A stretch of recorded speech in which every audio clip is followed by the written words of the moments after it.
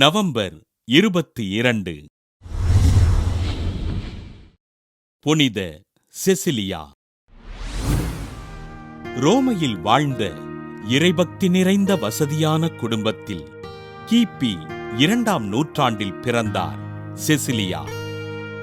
சிறுவயது முதல் இறைவனின் அன்பினை சுவைத்து ஜெபத்தில் வாழ்ந்த இவர் தன் கன்னிமையினை இறைவனுக்கு அர்ப்பணித்து எளிமையாக வாழ்ந்தார்.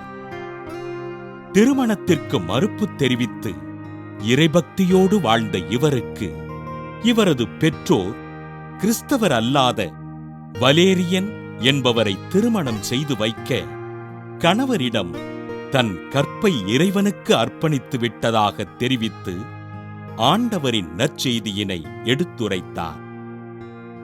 ஆண்டவரை ஏற்றுக்கொண்ட வலேரியன் திருத்தந்தை அர்பன் அவர்களிடம் திருமுழுக்கு பெற்று கிறிஸ்தவராக மனம் திரும்ப இருவரும் இணைந்து ஆண்டவரை எடுத்துரைத்து இறைப்பணிகளைச் செய்தனர். கிறிஸ்தவர்கள் என்பதினால் கொலை செய்யப்பட்ட விசுவாசிகளின் உடல்களை எடுத்து அடக்கம் செய்த இவர்கள் ரோமை ஆளுநன் அல்மா குஸ்னால் கைது செய்யப்பட்டு சிறையில் அடைக்கப்பட வலேரியன் படுகொலை செய்யப்பட்டார். சிறையிலிருந்து விடுவிக்கப்பட்ட செசிலியா மனவலிமையோடு ஆண்டவரின் பணிகளைச் செய்ய கைது செய்யப்பட்டு மீண்டும் சிறையில் அடைக்கப்பட்டார்.